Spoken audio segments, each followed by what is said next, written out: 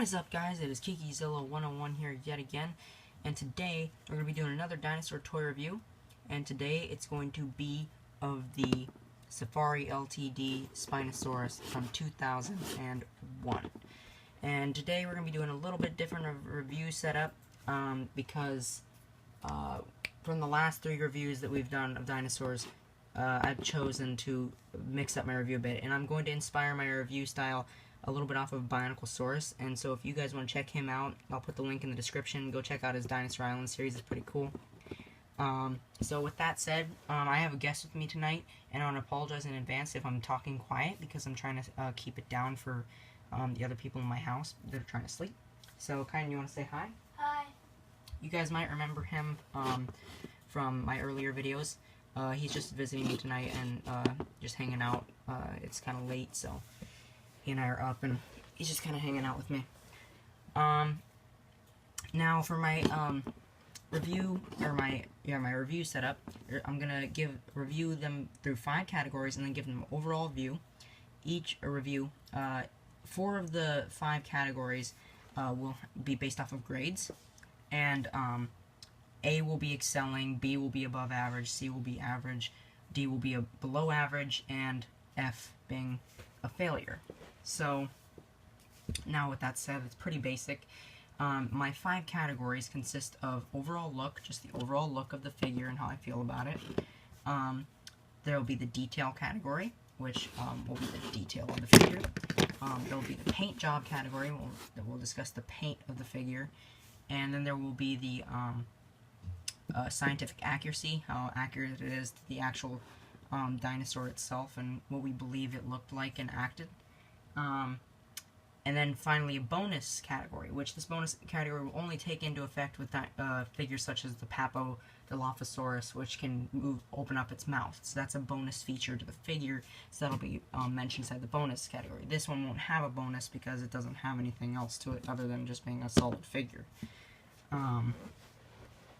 Now, also, then there will be the overall grade that I will give the figure. So with that said, let's get into this review.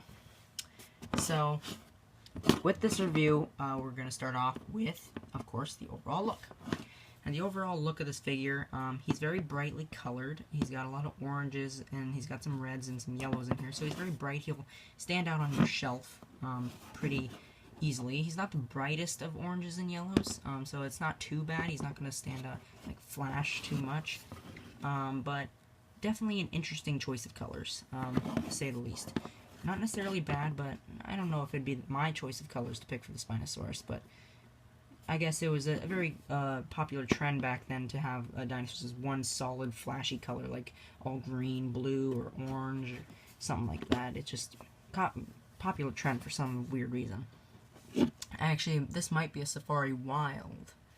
No, it's not. But Safari Wild figures tend to do that a lot, so.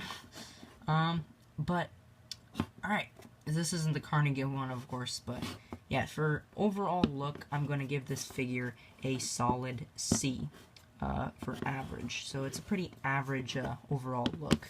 Nothing too exciting about it. Now, into our, next category of detail. I have to get up close for this thing. His detail, he does have some individually sculpted scales there, just mainly on this leg right there, but the rest of it is kind of wrinkly and pretty flat, really. He's got his scoots individually sculpted, like you can feel them all along here, and you can feel the spines of the sail going up there, which is kind of cool. You can feel up here, you can feel his eye is indented and sculpted out. As you guys can see there, his teeth have bumps to them, but they are still a solid thing. They're not individually sculpted, really. And then his inside of his mouth is actually sculpted pretty far back there. I don't know if you guys can see that very well. There you go. But yeah, you guys can see that. It's got a tongue in there as well. His claws are pretty neatly detailed, but nothing too excelling or exciting. So I'm going to also give this guy a solid C for detail. So other than that, he's just got a solid C. Yeah. So, moving on to paint job. His paint job, now while I don't really particularly like the choice of colors, they did do them relatively well. I mean, they did the blending right here of the yellow and orange pretty well. The bottom of the figure is pretty much all yellow, but the blending right here along the side is pretty decent, and then how the yellow comes up and the blends back into orange here towards the tip. The red, the stripe is very cool. I do like to see how they are taking risks with the way they painted this. They aren't holding back at all.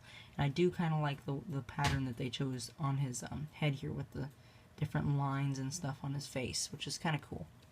And the darker solid orange right here, which doesn't really blend, it just kind of cuts off with the yellow.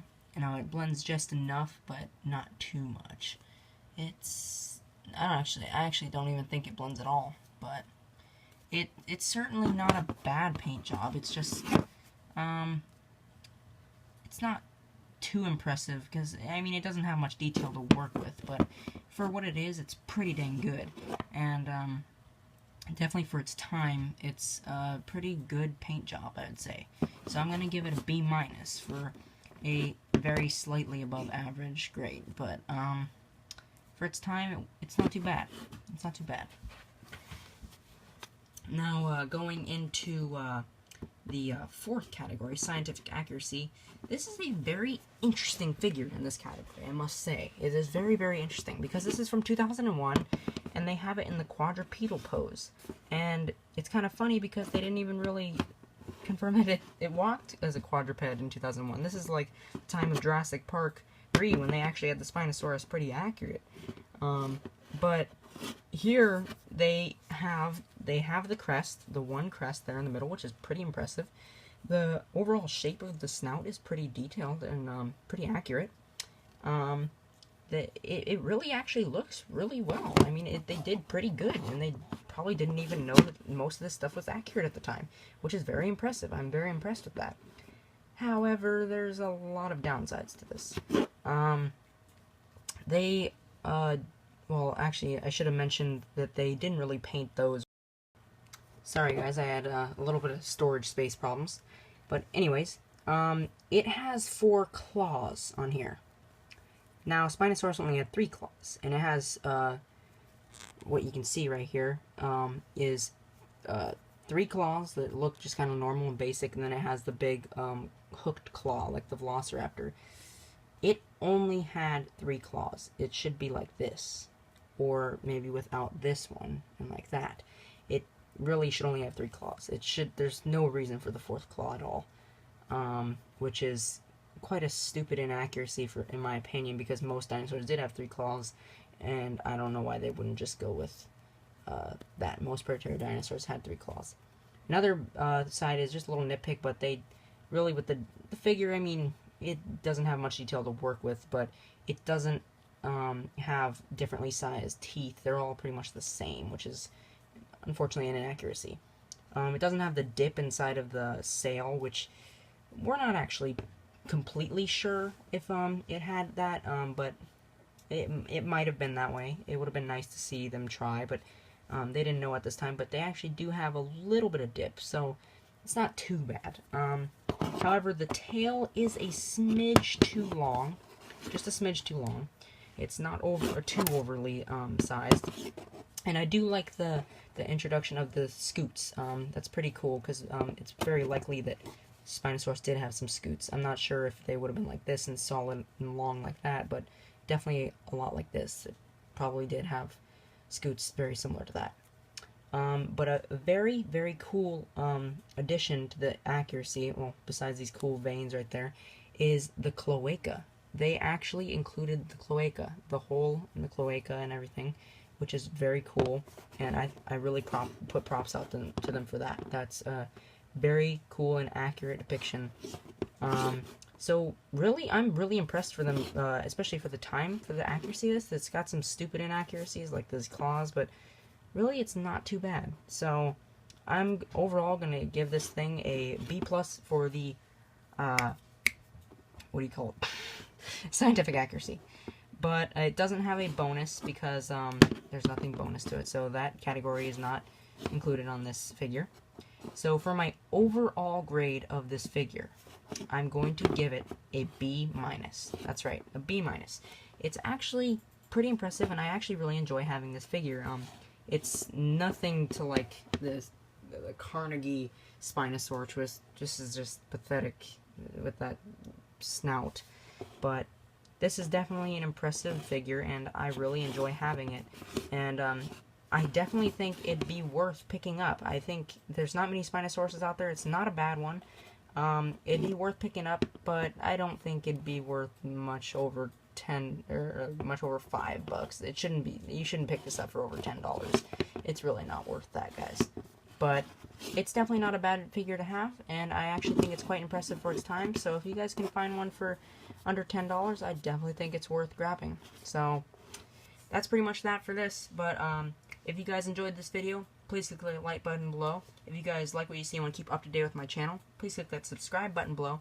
Thank you guys so much for watching, and I'll catch you guys in the next one. Bye-bye. I say bye-bye, Kanan? Bye-bye. Bye-bye.